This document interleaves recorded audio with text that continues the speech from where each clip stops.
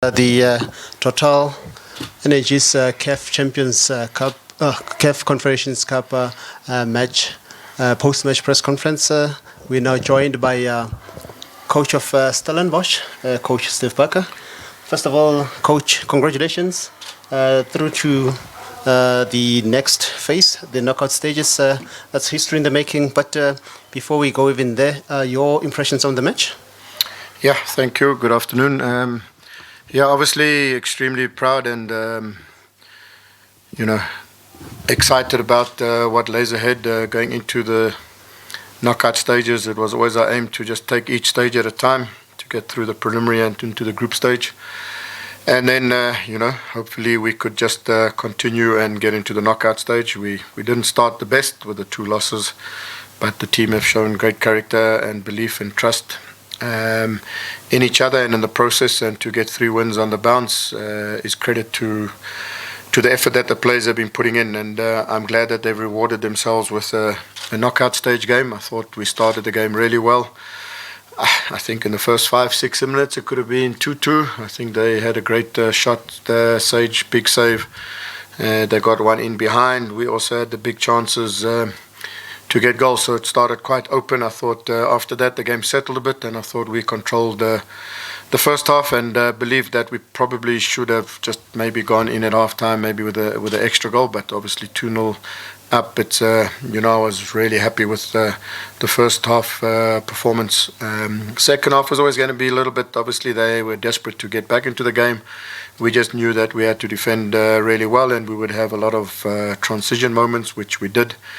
So for me, a really, really big performance, great performance. If there's one area that I believe we need to just keep on, is just, bury the game when we need to get that 3rd goal and just make it a lot more comfortable. But yeah, I'm not complaining. 2-0 win into the knockout stage, 3rd game in a week. None of them in the Western Cape, to come away with 2 wins to go into the knockout stage. I think we can look back at the week. Now we can go to Morocco next week with a little bit of less stress. Thank you very much, Coach. Members of the media, now is your turn to ask questions if you have any. Liam, can you just help with the microphone there? Yeah, just say who you are, where you from. Anyone? Oh, the side. Coach Lorenzo Mideski Times. This is obviously a stage that you've always wanted to be at.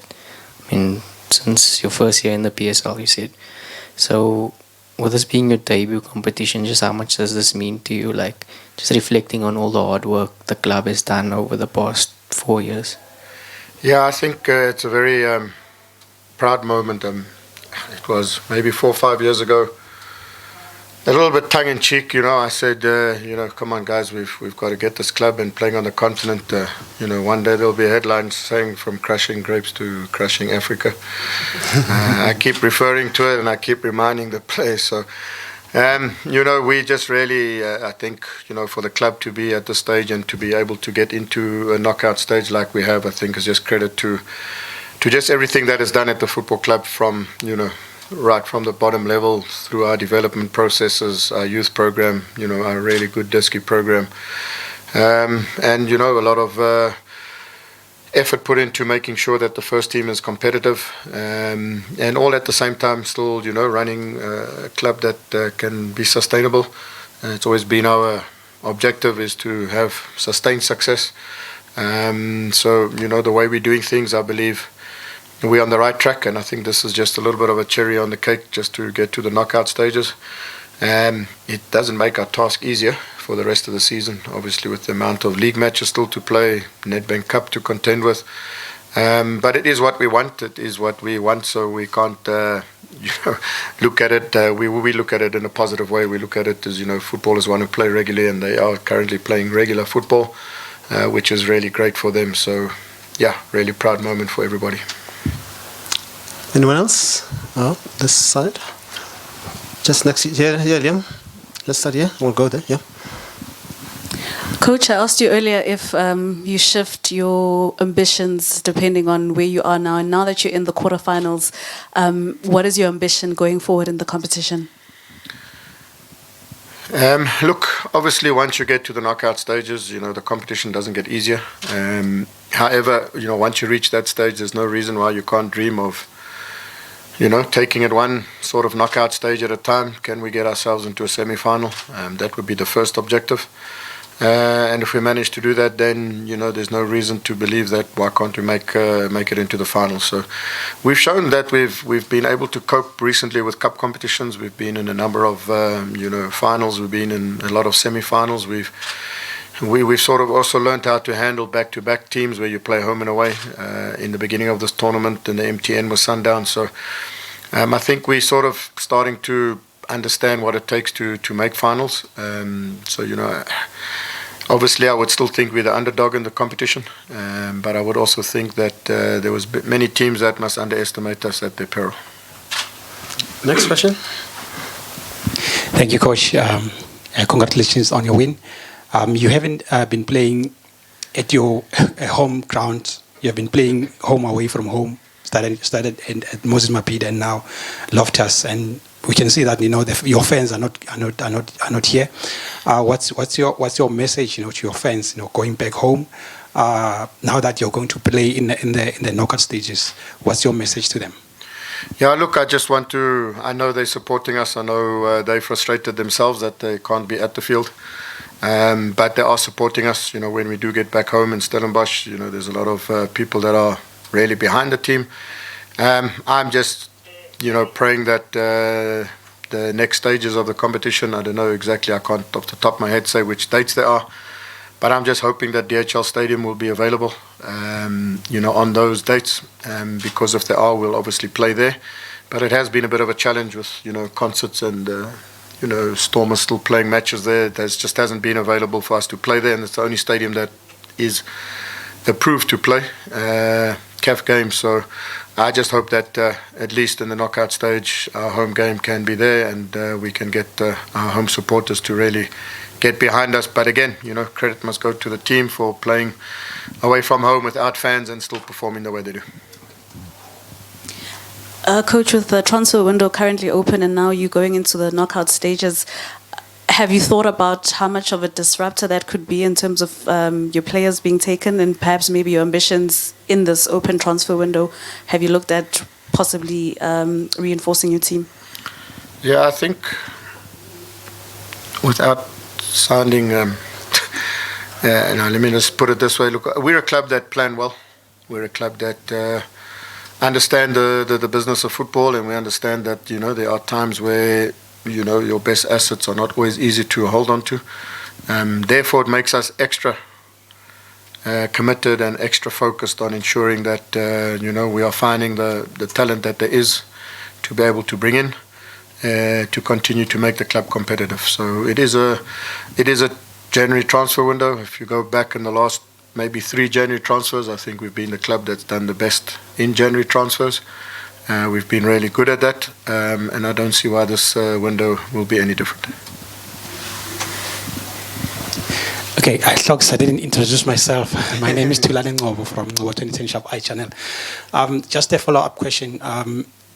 There's been we've been hearing rumors, of Badin and Adams, leaving the team, and you have been playing them in this tournament. What makes you different from other coaches who normally, when there's a rumor, they would bench those players, and you have been confident in them and giving them a chance, even though there were news in roaming around. Yeah, look, to be honest, the last person to ever blame in a transfer of clubs once you is the player. In actual fact, you've got to be proud that they are doing a great job for you, for other clubs to be interested in them. So there's never any way that I would not play players. The reason that clubs are looking for them is because they're performing really well. So, when players are performing well, there's no reason why they should not continue to keep performing. Look worldwide, Salah, Trent Alexander, Virgil van Dijk, they're all doing their job. They're professional footballers. Once they put the shirt on, they fight for the badge. And therefore, there's no reason why they should not be playing. Coach, just like in the first half, have you ever been involved in a game that was like so open, where it was like a match of tennis? We were thinking like, what's going on here? Was it part of the plan? And then secondly, just to be more clear, like, is this Adams' final game for Stellenbosch? Because he did look a bit emotional at the end there. Look, to answer your first question, I was surprised myself because, I anticipated Stade Malien to be maybe a bit more conservative because I believe they would have felt a draw would be enough considering they're playing Lundasul at home and we're playing away. So, I thought that they would come and just maybe not be too open because obviously our scoring would put them really on the back foot. So I was surprised at how open the game was. And, we've got some really good transition players and, that's probably one of our strengths. So it suited us to a degree. But as I said, in the first 5-6 minutes, it could have been, there could have been 2 or 3 goals already. But yeah, the game settled a bit more after that. But yeah, it was open and, I think hopefully it was the few people that were here enjoyed it. Look, on your last question, I'm not going to confirm or deny because I can't confirm anything, and I'm also not going to deny it. Last question, Coach. Rasbrekane, last match, mission accomplished. You're in the knockout stages. What's the approach then? Do you go all out? Do you just take it easy when you get there? No, they must take nice photos and send them back to me. No, look, we've got a tough. We travel on Thursday, only arrive on the Tuesday, and now we have to play Mazulu on the Thursday. So we land Tuesday, and then we have to fly to Durban on Wednesday to play Mazulu. So, winning this just affords us opportunity maybe to just be a little bit more relaxed. But in preparation of the knockout stages, teams like Bakan are those that you'd expect to be making the semis and finals perhaps.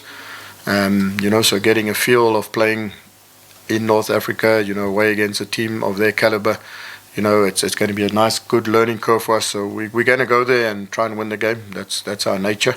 But at the same time, just use it as experience, and hopefully that experience we will get will use to good use in the knockout stage, whoever we may come up against.